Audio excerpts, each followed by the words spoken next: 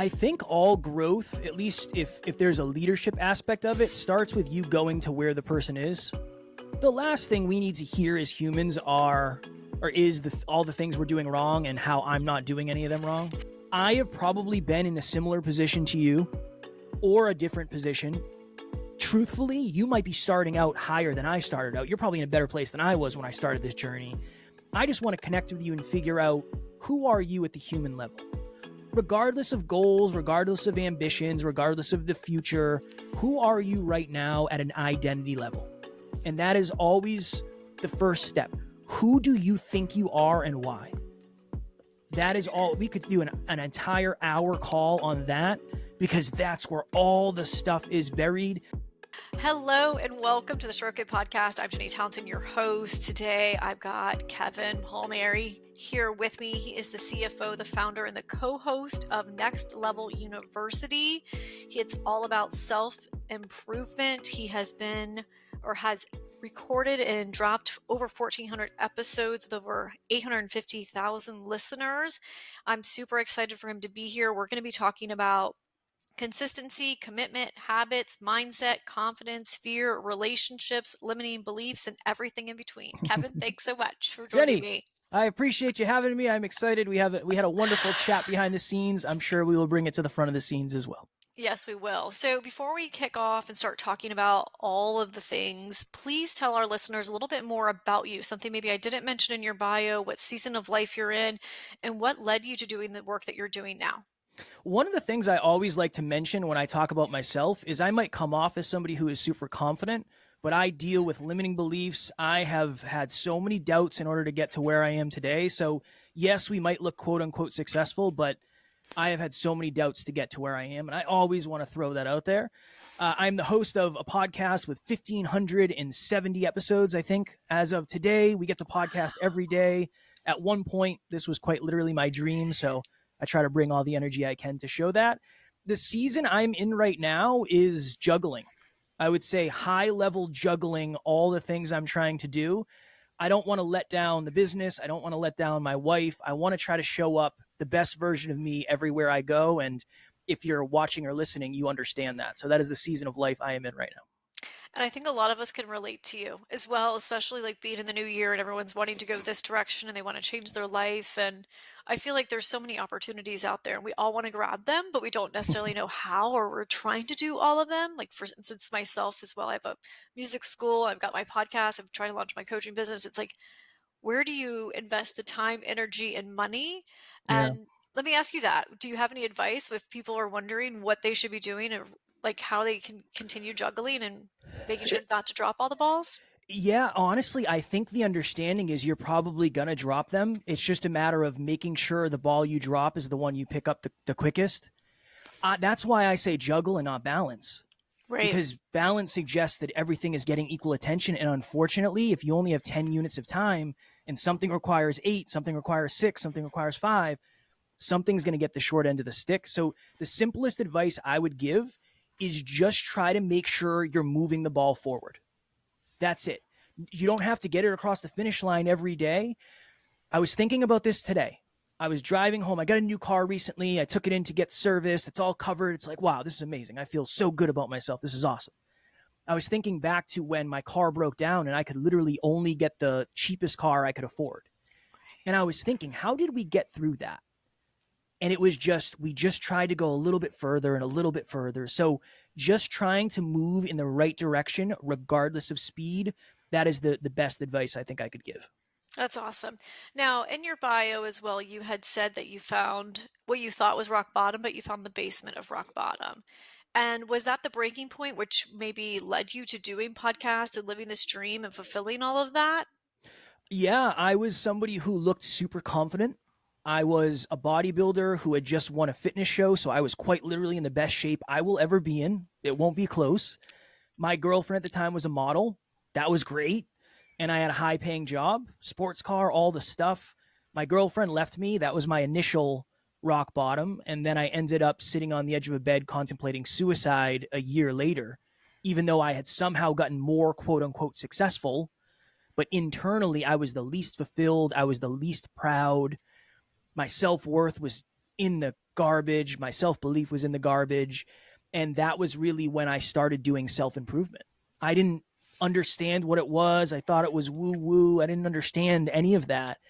And I started working on me. I think if we want our relationships to improve, if we want our bank accounts to improve, if we want our bodies to improve, that all starts with us. We are the person who is going to be involved in every single one of those. So yeah, pain was the predecessor to a lot of the changes I had the opportunity to make. And I think that was 2018 is really when I started trying to grow Kevin to see what would happen. I love it. And then when you talk about your self-worth, because you said you had the best body, your girlfriend was a model, you had a sports car, you had a high-paying job. Like most people would think, God, he's living the dream. That must be amazing. So if you had all that, what was your self-worth based on? Like, why did you sink into like all that self-doubt if you had all of that? I believe, and I know you didn't, you talked about this in maybe I don't know when this episode is going to drop, but I was researching your show and you talked about this with your guest. I grew up without a dad. My dad left. I never knew my dad. I met my dad at 27 years of age with the understanding that that was my father. Didn't have a lot of money. And honestly, Jenny, there was not a lot of hope for me. I didn't go to college. I worked a lot of odd jobs. I never made any money. I was kind of the peon. People were not betting that I was going to be successful. Understandably, the track record was not indicative of that happening. That just carried on from me. And I always felt like I got lucky. I was really good at baseball. I just thought I got lucky more than other people. I had pretty successful relationships. I thought I was just lucky. I made a lot of money. I thought I was just lucky. I never allowed the things that I had accomplished to affect my self-worth in a positive way. And it was quite the opposite. I used to just beat myself up and assume I got lucky. Then you find all of this quote unquote success and you start questioning, do I really deserve this? Am I really worthy of maintaining this? To the point where when my girlfriend left me, there was a part of me that was glad because I knew it was going to happen eventually and I was glad to just get it over with. So here's the thing. I fell into the trap of the understanding or the misunderstanding that nice car, beautiful partner, money in the bank, external success is going to fix internal voids. It is quite the opposite. And that is one of the reasons it got as bad as it did. The delta between how I felt about myself and how I wanted the world to feel about me were so far apart, I could not keep up that charade. Yeah, as you're saying all these things, I'm like playing in my mind. Yes, yes, I can understand that. I can relate Mm, to that, and I'm sure many of our listeners can as well. Well, congratulations. I'm glad that that pivotal moment made you, go for what you are. And it does take a lot of time to focus on the journey. I feel like we're so busy, like trying to create this massive life and create all these things that we're forgetting to take in and reflect on the little things, the small wins, the big wins, and everything that happens. mm. And I think it's really, really important that you did that and No, that I others should appreciate do it. that as well too. Thank you. So Thank you. awesome. All right. Well, let's get right into the Stroke It podcast. As far as I always like to start with the words, well, the love languages by Gary Chapman. I discovered this book while I was in a marital debacle, and I know that some people find it during those times. I wish I would have been given that book a lot sooner. Maybe that would have prevented some harsh things happening. Mm. At what point in your life did you learn about the love languages? Probably 2 years into the podcast, so probably 2019, 2020, I had a bunch of relationships slash situationships that didn't work. And I was so afraid that I was never going to find someone who really understood me at the deep level that I was searching for. And I went all in on learning about ego and learning about relationships and why relationships worked and why didn't they work. There's a lot of books by John Gottman out there. He's a really, really high level relationship expert. And I wanted to learn as much as I could. So I heard of this book. I read it. I said, wow, okay, a lot of that resonates with me. My partner and I, business partner, did episodes on it. And then I ended up coaching some relationships in the future because of that. So I've probably known about it for 5 or 6 years now. And it definitely, to your point, was a game changer. Sometimes just labeling things is valuable because you might be doing them. Yeah, exactly. So you use the love languages in your personal and professional career. Yes. Uh, and they have actually one like for the professional world. One of my team members actually bought me the book for the workplace. Mm. So I've been able to incorporate that. And I've seen lots of strides with team members and just with other people as well, just understanding and validating and loving them and catering to their love needs as well. So speaking of love needs, yours is words of affirmation. So for the listeners that maybe aren't so familiar with the love languages, can you kind of break that down, what that means to you, and what people could potentially say to you to make you feel good, validated, and heard? Yeah, I just like to be told I'm doing a good job. That's really it. I'm very strange because I have a very good relationship with my body. So when people say, even my wife, you look really good or the gym's really been paying off, I've been hearing that since I was 16. So for me, I'm just kind of numb to that. But I really appreciate the way you held the door for those people. It was amazing how you gave that person a tip because they took such good care of us. I really appreciated the way that you communicated that challenging thing. For me, it's more about my character than anything else. If somebody says, "Hey, you made me feel included, you made me feel safe," that for me is 10 out of 10. The other interesting thing, Jenny, if you asked me 5 years ago, you said, "What's your number one love language?" I probably would have said physical touch. And I think one of the reasons is I used to think that was what my number one love language was supposed to be. Right. So, and that's a deeper dive, and I'm happy to go there if you want. But I just wanted to share that just because I think your love languages can change as you change, and as you get into a more aligned relationship, things can change. As you start to understand yourself and build or rebuild your relationship with yourself, things can change. So don't lock yourself into one and think it has to be that way forever because you're a changing individual forever. Yeah, for sure. And it definitely can change. My love languages 5 years ago was words of affirmations. I was struggling personally with my husband. Our relationship had failed. And at that point, I needed to hear things. I needed to hear how great I was and how Mm, loved I was and how beautiful I was and all these different things. And even like within the workplace as well. And now mine is more personal touch and quality time. So mm, depending on what season of life you are in, they are going to change. A lot of people think personal touch for men because it's men, they just want like sex and right, all right, that. And right. it's like, it's not really even about sex. Personal touch is way more than that. Whether it's holding their hand, cuddling with them as well. And I mean, if you want to share your personal touch story, you're more than welcome to, or we can move on. What would you like to do? Yeah, no, I'm happy to. I just think when you're in your mid 20s and you're hanging out with a bunch of guys and everybody's telling stories about their relationship, you have that moment where it's like, well, I need that. I need to be able to have these conversations. I want to be able to add some value. But that never really resonated with me. I was never really the guy who would come out and say, "Yeah, oh, amazing sex." I don't like that. That's just not the way I operate. So as I started to understand myself, I understood that physical touch for me is more an affirmation of desire than anything else. It's not the actual physical touch, it's more the I desire you enough to want to show you the way you love being loved. Right. It was more the intention behind it than the actual activity. That's why I think the words of affirmation and that type of stuff is really, really powerful for me because I'm out here grinding and trying to impact as many people as possible. And I just want to make sure that the people closest to me see it and they know I'm doing it for the right reasons. And that Yeah. really is very, very important to me.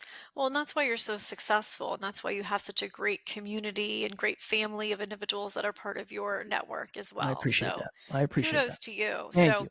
all right. So we talked a little bit about your past. We talked a little bit about the love languages. We talked a little bit about, your journey as well. So when it comes to stroking yourself, and maybe not physically, I'm talking about, but when it comes to like owning what you need, what you want, what you desire, how do you go about doing that so you can fulfill your life's dreams? One of the hardest parts of this journey for me has been rebuilding self worth to get to the place where I could set boundaries. Okay. I would say boundaries are the biggest thing that has helped me because it's very hard to ask for what you want. It's very hard to put yourself first. It's very hard to say yes to align things or no to misalign things.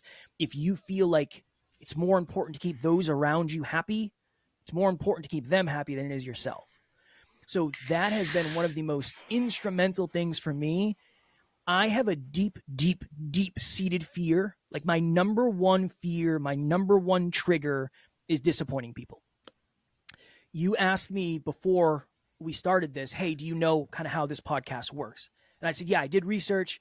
One of the reasons I do research, and I learned this recently, the last thing I ever want to happen is us to be here live and I just disappoint you. Oh, Kev, I really wish you would have done it. That is the worst for me. Oh my goodness. It is absolutely brutal. So that deep-seated fear for me was something that allowed or stopped me for so long from setting boundaries and saying, hey, I know you want me to show up and be this certain type of person today. I just can't. I don't have it. Or I know this used to be a line for us. That's not a line for me anymore. I'd rather put my time, energy, effort, and focus into something else. That has been really, really, really challenging. But my business partner and I have had the opportunity to work on it together, which has just been instrumental. We both dealt with low self-worth. We both dealt with the inability to set effective boundaries. And we've been able to use each other kind of as training wheels where we know we're not going to get offended to really practice that. So the consistent habit of practicing boundaries, that has probably been, I would say, one of the three most important things over the last 7 years for me. So when I listen to what you're saying, the fear of disappointing people, do you feel that was because you wanted to be a people pleaser and you didn't set boundaries from the beginning? Does it all correlate together? I think I had such low belief in what I had to offer that I thought my attention and my company, if I could just offer that, if you called me and I showed up, I'd always have a seat at the table and I'd always be loved. I really think that's where it came from. That was my survival mechanism for a long time. I was super reliable. I would be there. I was trustworthy. I was very consistent. Even going back to a lot of my jobs, the job that offered me the most financial upside before I started my own business, I used to have to drive 6 hours to a job site and be there on time. And if I was late, it was not good. So in my mind, I was always running how do I make sure everybody is not just okay with me, but I'm over delivering around me at all times. I think it started in childhood and then it just progressed from there. And then I learned to live with it. And here's the dangerous thing. It actually served me in a lot of ways. It served me in a lot of ways because I had anxiety about certain performances and I would just make sure that I did more prep work than other people. I'd get a positive result. That's another season I'm in, is letting go of the need to impress everybody if it comes at the cost of something from myself. So let's dive into that.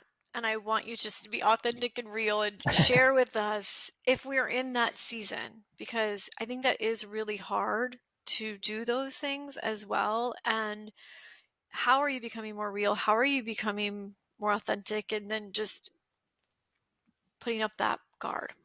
I'm blessed because I'm kind of on the opposite end of it now in this season, which I'm grateful for. But number one, you have to have the admittance factor of, if the people in your life are upset with you setting boundaries, it's most likely because they are the ones benefiting from you not having them. Unfortunately, one of the most challenging conversations to have with yourself. And this is the other thing too. I know intrinsically, oftentimes, if we pour into ourselves and self-care, that can feel very selfish. It's only going to feel selfish to people who don't want to see you do it or don't understand why you're doing it.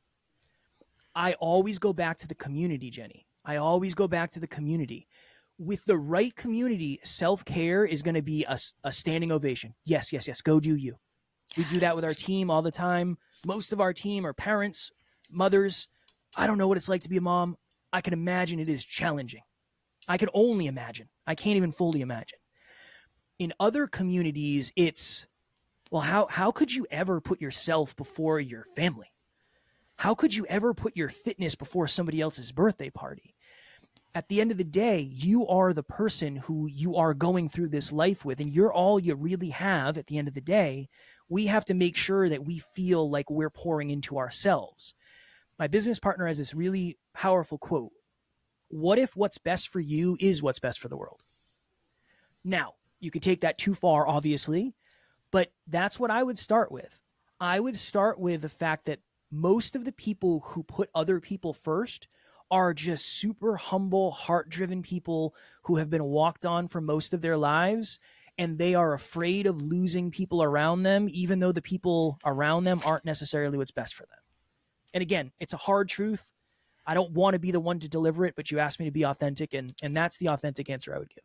And I love that you just said all of that. And I'm thinking that so many of us can relate to it. I know personally I can as well. When I was starting my company for like 2 years, 2.5 years, the only thing that mattered was my company. Like Mhm. I was dedicated to building that, growing that.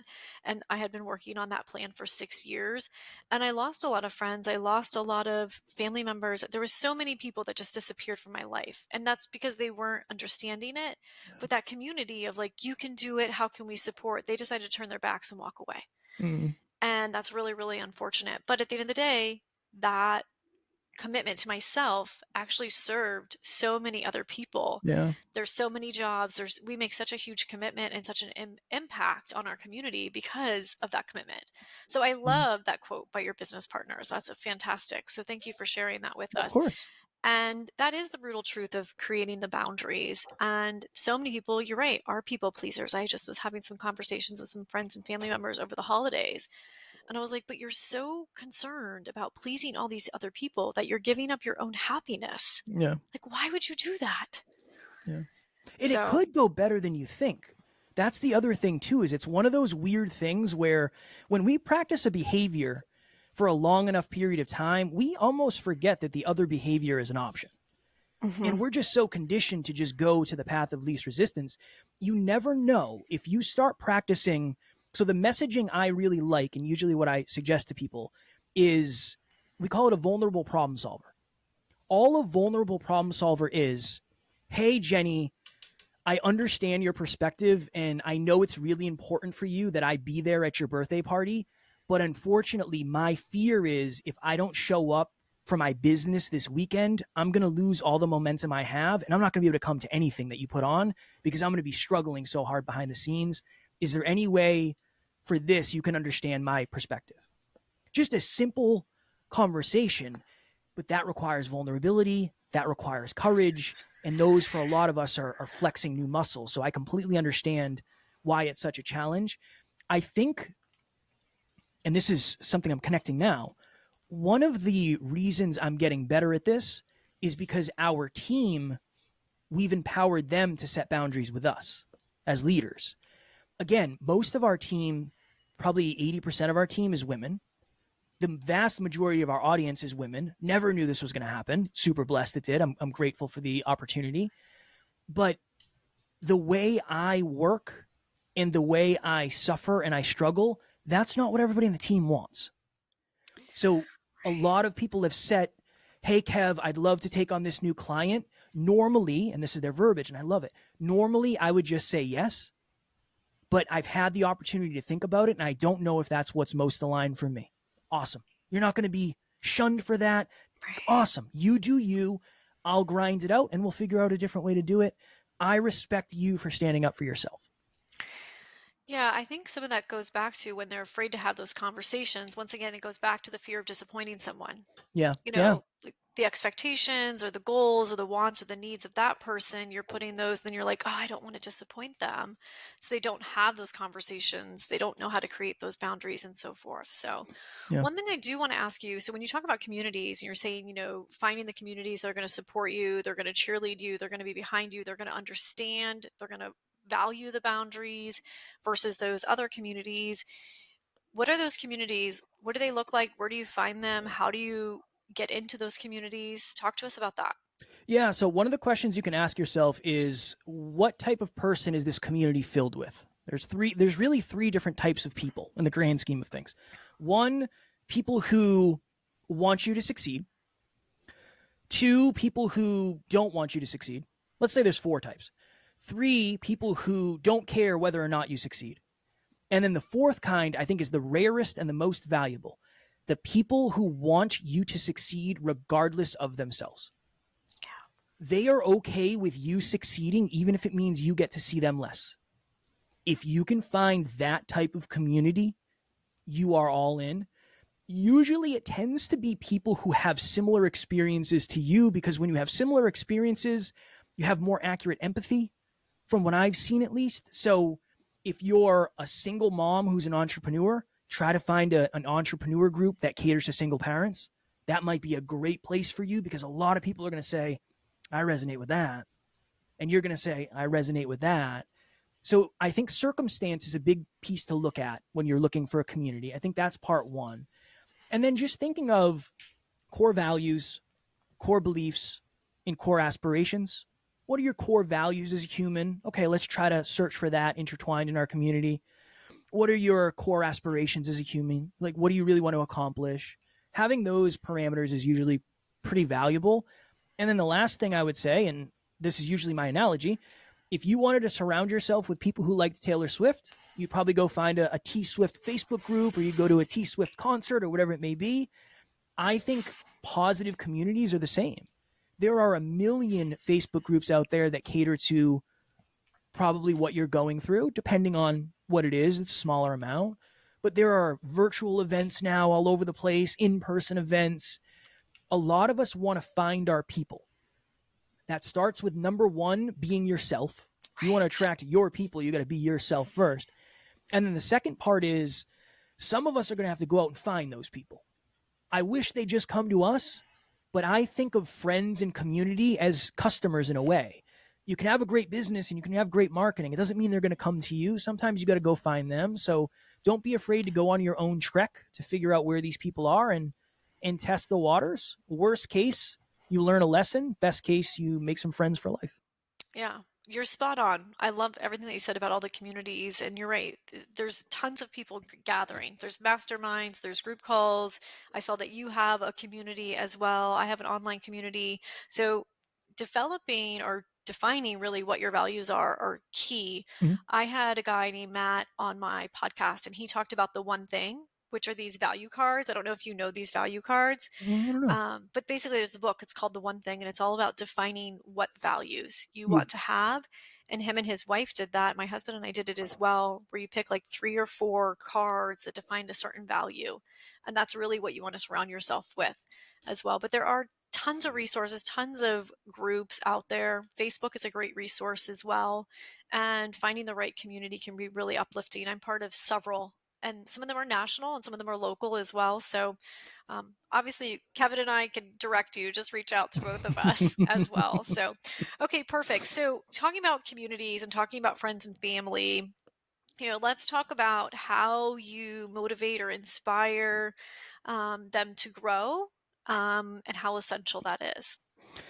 I think all growth, at least if there's a leadership aspect of it, starts with you going to where the person is. The last thing we need to hear as humans is all the things we're doing wrong and how I'm not doing any of them wrong, because I'm doing all of them wrong, just in a different season of life. Yeah. So step one, it's just, look, I see you, you're safe here. I have probably been in a similar position to you or a different position. Truthfully, you might be starting out higher than I started out. You're probably in a better place than I was when I started this journey. I just want to connect with you and figure out, who are you at the human level? Regardless of goals, regardless of ambitions, regardless of the future, who are you right now at an identity level? And that is always the first step. Who do you think you are and why? That is all. We could do an entire hour call on that, because that's where all the stuff is buried. Then it's, okay, when did you start identifying as that type of person? Oh, I was in high school. We were doing this musical performance and I messed up and everybody laughed at me. Oh, okay. Maybe that's where some of this has come from. So step one is just identifying your identity. And then from there, it's just the unconditioning of, okay, let's say you identify as someone who is shy. Number one, did you even choose that identity, or did somebody tell you that in second grade and then it just became a self-fulfilling prophecy? Okay. You want to be less shy. Okay. What would somebody who is less shy do? Well, they put themselves out there more. Okay. So now we just have to build some habits around these new goals that you've determined, and then just use me as some extra necessity, some extra accountability. Let's check in in a week and see how you did, and just rinse and repeat that forever. That's the other beauty of community. it creates necessity and it creates accountability. Nobody wants to let the team down. It's easy to hit snooze. Hitting snooze, nobody knows. Your alarm clock knows, but it doesn't matter. If there's somebody waiting for you at the track or waiting for you at Starbucks or waiting for you at the office, you don't want to let them down. That's the positive side of being a people pleaser to a degree, right? There's a book called Gretchen Rubin, The Four Tendencies. The vast majority of humans are obligers. They will do more for others than they'll do for themselves. You can use that in a positive manner, but again, you'll hear me say this often, we can definitely take that too far. So it's really that. Let's identify who you think you are and why. Let's identify who you want to be and why. And let's make sure that we can connect the dots on how those two things connect. So I think this is powerful work. Do you have an exercise? Do you have a resource? Do you have a group call to help people with identifying who they really are? Because I did this workshop before. I did characteristics where everyone had to write down what their characteristics are. And 50% of them were they wrote down everything about them. And then you had some people that are like, I don't really know anything about myself, or I can't identify with a characteristic of anything. So if people are struggling with trying to figure out who they are because they have been told by so many other people that they're this, and then they've just been lost, or they just don't have a purpose, they don't know what they're living for and all those things. When it comes to identifying who they are, how do you suggest they find that and find it? Yeah. So usually we'll give them a list of core values, core beliefs, and core aspirations to start, just as a clarity thing of an understanding of who you are. I always like to say, okay, maybe you don't know who you are today. What are some of the things that people have labeled you as? Positive and negative. Not just the negative, not just the positive, because you're probably living your life in both ways. Right. So if somebody said, oh, you're so heart driven, you're going to put that in the bank and you're going to hang on to that. That's good. I like that. If somebody says you're super shy and then you start feeling that way, you're going to hang on to that as well. It's really hard to do if there's not someone there with you to question you, to say why and what does that mean about you. So the best exercise I would give is probably write down, so make 3 columns. Who have you identified as in the past to the best of your ability? Who do you currently identify as today to the best of your ability? Who do you desire to identify as? Find the ones that actually land and then see which ones cross over and see which ones don't. That would probably be the best exercise I could give without being there with someone, just because that's usually where it's really hard to be vulnerable with yourself if there's not someone there kind of pushing you along to do it. Yeah, and I think asking people as well, like when we were in this round table and we were trying to write things down, when some people couldn't figure out what to put on the piece of paper about themselves, we went around the table and we said, what do you think of this person? And it was really actually positive because people were saying things about others.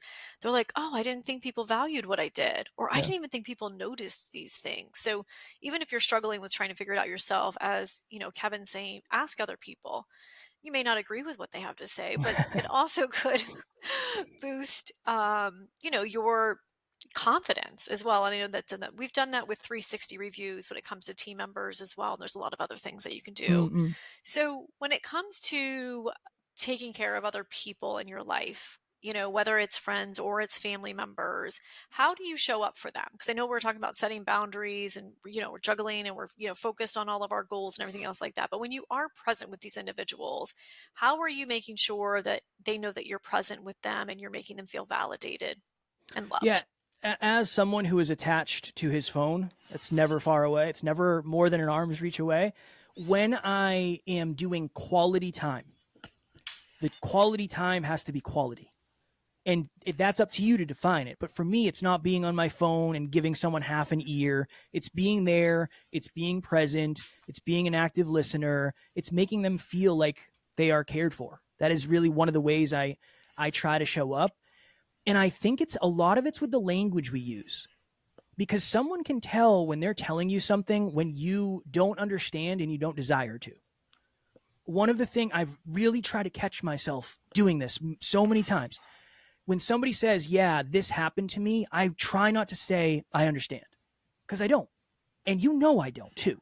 If you just had 3 sick kids and you had to stay home and your partner went out for the day, and I say, I totally understand. That is a bold-faced lie, and you know it. So just trying to be more thoughtful with my words and or trying to be more thoughtful with my lack of words. One of the best ways that I found to help somebody feel cared about is just to listen. I don't have to give you any advice. I don't have to say anything. One of my favorite quotes, one of my favorite questions is, are you looking for support or are you looking for strategy? Are you looking for me to swoop in and give you some ideas on how to solve this? Or do you just want to say, I had a bad day and all I want you to say, Kev, is, yeah, that sucks. That has been so beneficial for me in terms of helping people feel truly cared for. I'm going to 100% agree with you. I have started asking the question, do you want me just to listen or do you want me to respond? Because before a few months ago, I was a solutions advisor where Same. I thought everybody came to me and I was like, I have a solution. Have you tried this? What about this? And, this happened with a couple different people. So now I just say, do you want me to respond or do you want me just to listen? With no intention to respond as well. So that goes with, like, I picked a word for the year, and I pick a word every year, but several years ago it was listen, because I was just so much wanting to help and Yeah. guide and support and coach and all that. And I have to say, got to take off that hat. Maybe they just need me to be an ear and be supportive and loving and not tell them what they could, should, or would, or what I would have done as well, which is super Same. challenging. I know. It's one of the things I've realized is not everybody desires the truth, the whole truth. I've been guilty of that, where somebody will come to me and say, yeah, I started this thing and it's really positive for them, but it's not as positive as it could be for them. And my initial reaction would be, well, it's not blank. It's almost like, well, I started sleeping 8 hours a day. And it's like, that's awesome, but you haven't been exercising. That's not good. That does not instill positivity. So trying to make sure the level of truth, the level of feedback you're giving someone is connected to the level of the relationship. That has been another super important thing. Don't give someone a level 10 truth that you have a level 4 relationship with. They most likely will not like you for very long, and you'll leave wondering why. I've been guilty of that. I've learned a lot of that from my business partner, though, because that's something he struggled with for a long time. He cares what's optimal. That's his word. Well, it's not optimal. I know, but what's optimal and what's realistic aren't always the same thing. They usually aren't. So that's something we've been working on together for a while. That's awesome. It's great to see the growth and how we all transform, as we become older, because the older are wise. People that are older are a little bit wiser, and how you can use these life experiences to help yourself, but then other people. And I love talking to people when they've just transformed and they've learned from mistakes or learned from bad relationships or just from other people as well, and how they would approach a situation. So that's awesome. I appreciate it. So let's talk a little bit about employees as well, and having an aligned team can help grow your business and how important that is. We're always of the mind that when you're bringing someone on the team, you bring the person on the team for culture and you teach them skills. I would rather have someone on the team that is either a healthy masculine or again, the majority of our team is female. So I want to make sure anybody we bring on is going to connect nicely with them. We had an interview with someone one time, and it was over Zoom. It was like 2 years ago. And we log on. Alan and I are at our studio, and the gentleman's name is Brandon. And we said, Brandon, what can you bring to the table? What uniqueness can you bring to the table? What are you really good at? And he took a second, and he looked us both dead in the eyes virtually and said, honestly, I'm not really good at much. I'm not great with technology, but I believe in the mission and I will work really hard. And Alan and I looked at each other and we're like, all right, cool, you're in. That's it. That's all I need to hear. You're humble. I would much rather work with someone who struggles to believe in themselves and has low self-worth than someone who believes they can accomplish anything and they're entitled to success. I don't work well with those people because I'm not that way. I just am not that way. So our thought is always, I want someone on the team who is warm. I want someone on the team who wants to grow. We have a very large culture of tracking habits. Everybody in our team, including Alan and I, we track our habits every day. We do bi-weekly reports. We get a team member of the week, team member of the month, who had the highest score. At the end of the day, we're a self-improvement company. So if you're not into self-improvement, it's probably not going to last very long, because we are crying on our team calls every other week. We're vulnerable, we're authentic, we're transparent. So yeah, I would rather a bunch of really good humans. I don't care if you went to college. I don't care if you have a degree. I care that you're a good person who wants to work on your character. There's a lot of other stuff you can teach. You can't really teach humility. You can't teach heart-drivenness. And it's very, very, very hard to teach character. I'm all in on those people 10 out of 10 times. 100%. I am as well too. Like all the interviews, I'm like, okay, how can you serve us? And then how can we serve you? Like how is working here going to impact your future? How's it going to help you get to your next level? And same thing, that transparency and vulnerability is absolutely huge. So speaking of tracking the habits, so my team and we meet, I do a lot of personal development with my team members. So picking a word for the year, creating a vision statement, creating vision boards. And then we're all kind of trying to hold each other accountable so that we can encourage each other to, make it to their goals. So when you're talking about tracking the habits, how are you guys tracking those habits? Is it an app? Is it an Excel spreadsheet? Or are you guys just keeping notes? How are you doing that? Yeah, so we have an app, but right now it's very beta. It's a new app. When you're launching a new app, it's not great in the beginning. So we're working out the kinks. We've been using Google Sheets for the last... Alan's been tracking habits for 9 years. I've been tracking habits for, I think, 6. So we just have them broken into health habits, wealth habits, and then love habits. And that's really how we have it set up. Let's just say you have 9 columns. We just multiply it by the number, divide it by the number, and you get yourself a total productive output for the day.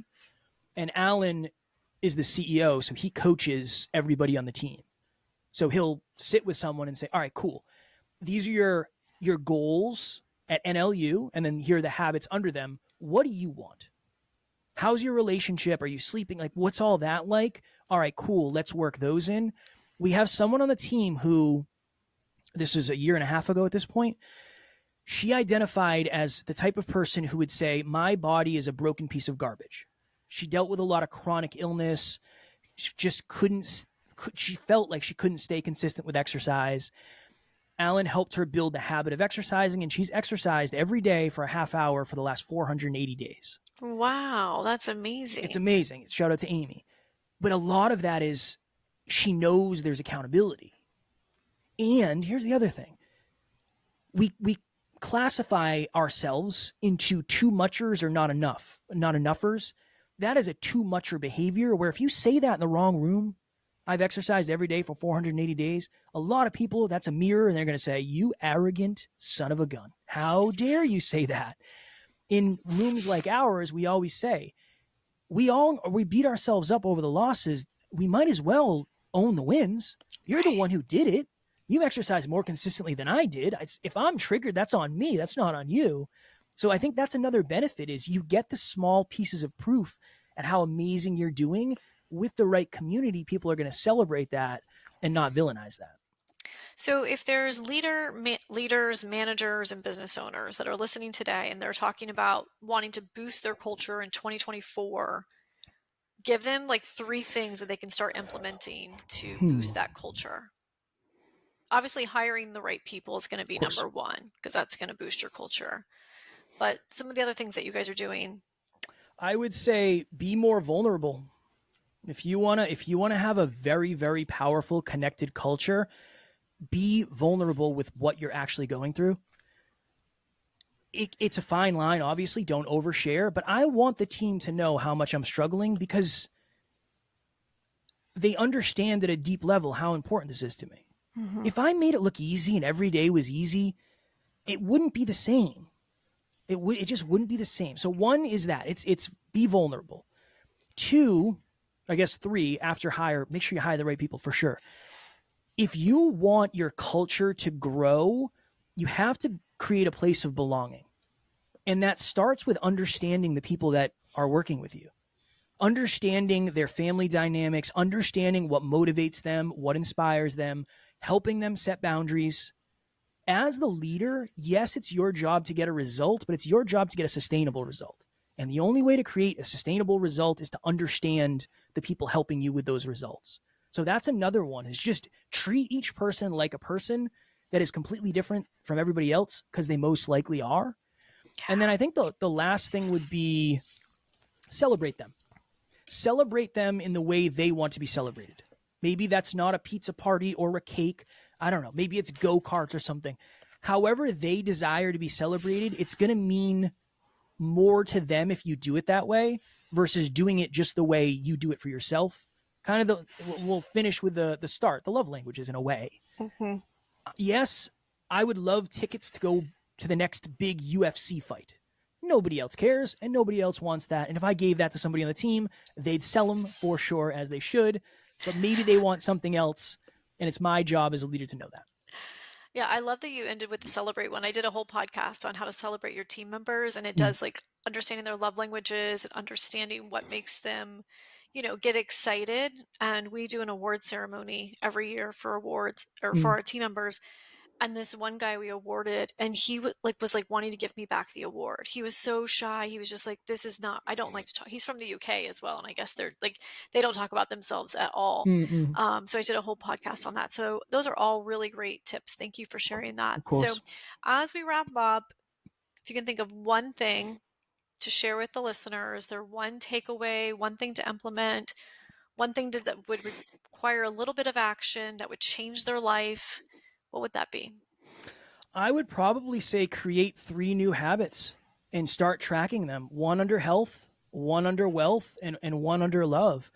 We think of habits usually in the external world for results, but imagine if one of your habits was play the gratitude game with your partner every night before bed. That's one that I do with my wife. Yes, it seems inconsequential and tiny, and it takes a minute a night, but I couldn't tell you the last time we didn't do it, or at least didn't catch up the next day. That big things start really, really, really small. And I am in the phase where I would rather someone set a very, very small goal and accomplish it so they can build a bigger goal on top of it than shoot for the moon and then get lost somewhere out in space. So yeah, that would be it. Set some goals and then create a couple habits, 3, health, wealth, and love. And if they seem small, do them for 2 weeks. And then if you can do them for 2 weeks, set a bigger one. But get momentum. You owe it to yourself to feel what momentum feels like. I love that. So 2 things on the health, wealth, and love. So I do my envision board. I have a health, wealth, and love. Like I Nice. structure it that way. And then there's like other like my why, my purpose and everything. And then I take my vision board and I break it down to like a monthly like checklist. I call it the fridge model, or it's on my refrigerator, and it's basically categorized in that format as well, because all those 3 things are so important, and they help just with so much internal happiness and just self-worth and all those things that we talked about today. So No wonder we got along so well, Jenny, I want to commend you. I was thinking when you were talking about self-improvement and personal development with your team, professional development, that's amazing. It's no wonder why you're successful, because you're a successful person trying to help other people be successful. So that's amazing. Shout out to you. Yes, thank you. Sometimes they leave, though. They go to the next level because of all that personal development. Yes, but they at the end of do. the day, that's what I'm here for, and I'm serving them. And a lot of them have left, and then they come back and work on different projects and all that stuff. So it makes a really great long-term relationship, Yeah. and I'm in their lives for more than just that period of time while they're working for us. It's amazing. It's amazing. So anyways, well, thank you so much, Kevin. So before we course. go, I want you to tell our listeners how can they connect with you, what all you have coming up in the new year, and obviously tell them about your podcast, what it's called, and how they can download that. I always just say if you're interested in what we do, just listen to the podcast. It's free. You'll understand pretty quickly what we're about. So we do an episode every single day. You'll get sick of us probably pretty quickly. It's called Next Level University. It's on all the podcast platforms. All of our episodes are on YouTube as well. So that is where I always suggest you go, just because you can dip your toe in. You can see what we talk about. Today was a really good understanding of what we talk about on the podcast. So I appreciate you highlighting me in that way. And that is what I would say. Awesome. Well, thank you all for joining us today. I would recommend you give us a 5-star if you really enjoyed today's episode, or better yet, text this to 5 of your friends that could benefit from listening to this podcast. Thanks for tuning in. Thanks for listening to the Stroke It podcast today. If you want to stroke me, please consider giving me a 5-star review, sharing this podcast with 5 of your favorite friends or someone you may think could benefit from the podcast, and consider joining my collective. It's completely free for the first 30 days, and you can go to jennysfreegift.com.